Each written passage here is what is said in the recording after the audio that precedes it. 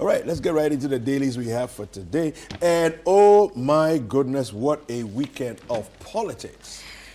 And so many things happening this weekend. Not just Ghanaian politics, but world politics too. Yeah, everywhere. African politics, West African politics, you know. All of it going down. Anyway, the Daily Graphic has these headlines here. It says 7 distinguished personalities receive Africa Prosperity Champions Awards. GRA bags 113 billion Ghana cedis in 2023. Wow, this is the highest collection in 20 years. I mean, I have never heard of this amount of money being bagged in a year. This is quite impressive. GIADEC selects strategic partner for alumina refinery bauxite mine. MPP primaries, 10 ministers axed, 10 retain candidacy. More of that to come later on in the show. And on the back page, we have Teranga Lions look to roar past elephants.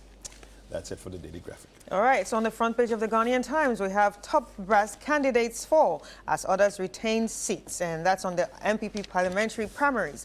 And President inaugurates first private oil refinery in Ghana, and let's add value to natural resources. Stop, dig, and ship land minister to African countries. Yeah. Now, on the story of several ministers being axed and MPs losing their seats, let me just pick. Do you have more of those on your papers there? Yeah, I have. Let's run through the papers that have those stories. Okay. I find it fascinating what's going down on the MPP primaries. 27 Herald has this one. It says here 27 ministers and others sent packing from Parliament. We also have the same headlines on other. The Republic Press says, yeah, we have that on Daily Guide too. MPP gurus flawed. Ministers, deputy ministers booted out. It has photos of Frida Akosua Prempeh, Adjoa Safo, Joseph Kujo, and Tina Mensah. And so those are some of the... Yeah, we basically have it on all the papers. Yeah, everybody's carried it and carried different angles of it. MPP delegates reject NSA boss consoled with single 7. Wow. Can you imagine going for an election and then only 7 people vote for you? That's your brother, your sister, your mother, your father, and one or two like your others. nuclear family. Assuming they are delegates. You know. Yeah, and then the Inquisitor says Asenso Boache makes history at Bantama. I found something very interesting with that one. The Bantama one, what happened was that when at a point his contender, Japan, that's Kennedy Japan's brother. I saw him. It's a video of him walking across the cordon area, right? And he went across to go and congratulate him, you know. And when he did the congratulations, I think it took everybody by surprise. Yes. You know, I think they weren't expecting, him to do that, right? But then they were very happy, you know, that he did that. And then I saw Chairman Wontumi getting them all up on their feet, and then they walked out under the canopy and walked out. And at that point, Japan then raised Asenso Boache's hands in victory. As the winner, you know. For me, I thought it was interesting because in politics, some of these gestures are very strategic.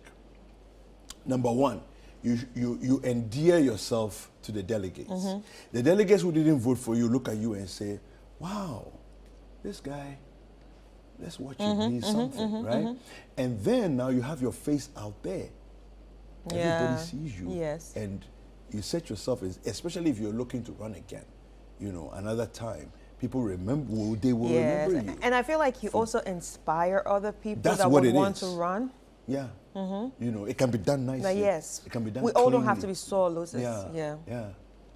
I like them. Let's look at some of the other headlines. All right, so on the front page of the Daily Guide, African leaders commit to manufacturing. Let's break the 8, and that's by the president.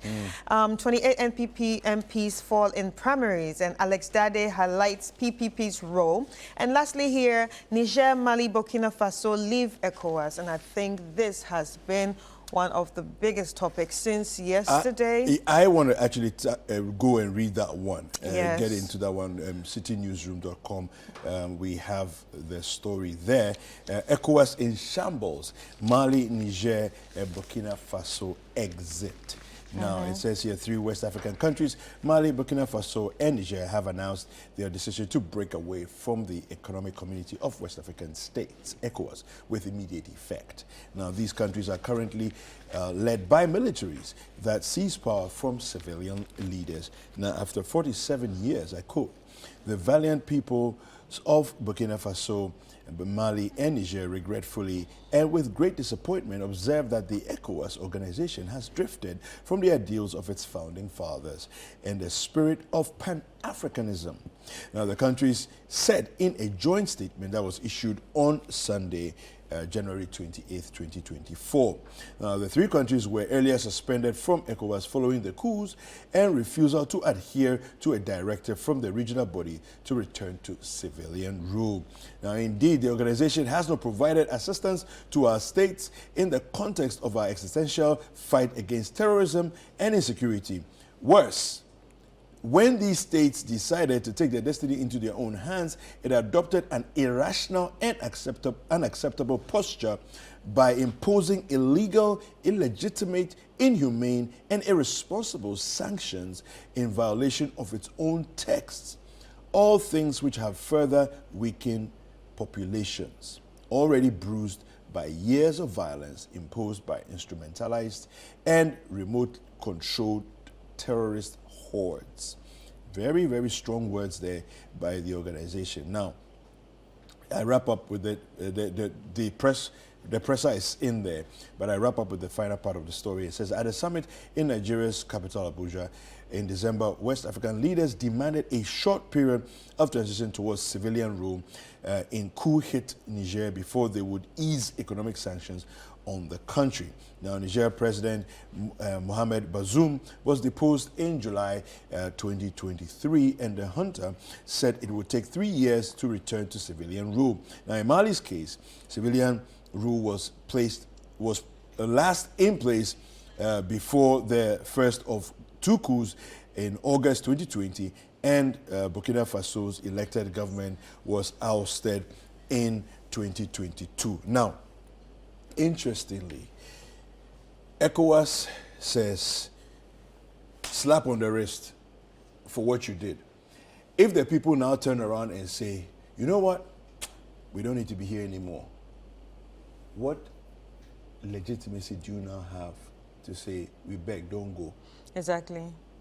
And you know, I keep telling people that you have to be in their shoes to understand what they are going through. You understand? And I mean, these people, these countries especially have been talking about the French colonialism for a long time. And they're tired, and they probably expected ECOWAS to pull them out of that, to help them out of that. Because when they look at the Anglophone and the Francophone countries, they really look at up high there, and they expected that, okay, since you guys know a lot, since you guys can speak a lot, would you really fight for us? I'm sure that is what they expected. Really, when everybody's here talking, they're going to regret it. I don't feel like they're going to regret it. No, well, it depends, well, personally, I don't like. I think they're coming from a place of pain. Maybe they should have really thought about it. At the same time, ECOWAS should have really thought about it and know that this might have happened because of the way the coup kept coming. I think back in the day, Ghana used to be very much in the forefront of some of these things, where if there's an issue, we actually send a mission. We send an entourage to go and negotiate, to go and discuss these things. I remember DK Osei, Ambassador DK Osei, sharing some of his stories and experiences under Rawlings, under Kufuor, when he was sent as an emissary to go and negotiate and all of that. I don't know what's happened with those things that we used to do so well. Right? But anyway, more about some of these things later on in the show. Let's go for sports review next.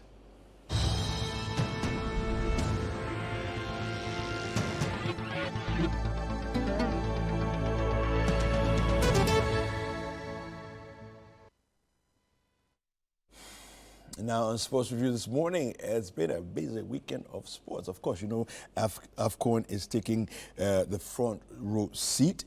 And AFCON 2023 AFCON, we have 7-time AFCON winners. Egypt were eliminated from the competition after losing 8-7 on penalties to DR Congo in the round of 16. Now, the Congolese took the lead through Meshak Elia, but Egypt fought back quickly through a Mustafa Mohamed penalty.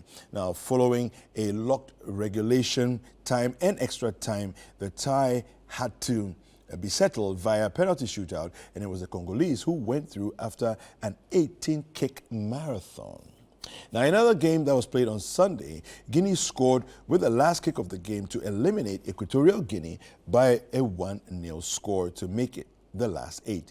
Now, Equatorial Guinea missed the penalty in the 68th minute, and they paid the price ultimately when Mustafa Bayo headed in a cross in the last second of injury time. Now, on Saturday, Angola produced a strong performance to beat Namibia 3-0 via goals from Gelson Mdala and Mabalulu. Now, the Angolans will face Nigeria in the last 8 after the 2013 champions defeated Cameroon 2-0, with the goals coming from Ademola Lookman, and Lookman scored in the 36th and 90th minutes to send the Super Eagles through. Now, today, Cape Verde will take on Mauritania at 5 p.m., while host Cote d'Ivoire will come up against defending champions Senegal at 8 p.m. Now, in the Emirates FA Cup, defending champions Manchester City made it to the round 5 of the FA Cup thanks to a 1-0 win at Tottenham on Friday. Now, Nathan Ake got the only goal in the 88th minute to send Man City through and give them a first-ever victory at the new Tottenham Stadium. Now, Liverpool proved too strong for Norwich in their 5-2 win at Anfield. It was the first match the team was playing after Jurgen Klopp announced that he would leave the Reds at the end of the season. And they turned up in style as Curtis Jones, Darwin Núñez, Diogo Jota, Virgil van Dijk and Ryan Gravenberch found the net to send Liverpool through. Now, Manchester United needed 2 late goals to fend off Newport 4-2 at Rodney Parade. Now, the Red Devils took a 2-goal lead through Bruno Fernandes and Kobe Mainoo, but Newport fought back to level matters. The visitors killed the game with 2 more goals from Anthony and Rasmus Højlund. Now, the 5th round draw of the FA Cup was done after the matches, but some of the standout ties are Blackburn or Wrexham versus Savannah, Bristol or Nottingham Forest and Wolves versus Brighton. The matches will be played on the weekend of the 26th of February. Now, in the Australian Open, we have Italy's Sinner trailed by 2 sets after recovering to win in 5 sets in his first major final. Another bitter experience for Medvedev, who also blew a 2-set lead against Rafael Nadal in the 2022 final. Now, in the women's final, Ariana Sabalenka underlined why she had been long considered the Australian Open favorite by overpowering Zheng Qinwen to retain the women's title. Now, Belarusian second seed Sabalenka won 6-3, 6-2 to claim her second Grand Slam singles trophy without dropping a set. She's the first woman to win back-to-back since Victoria Azarenka in 2013. And with that, we come to the end of the sports review for this morning.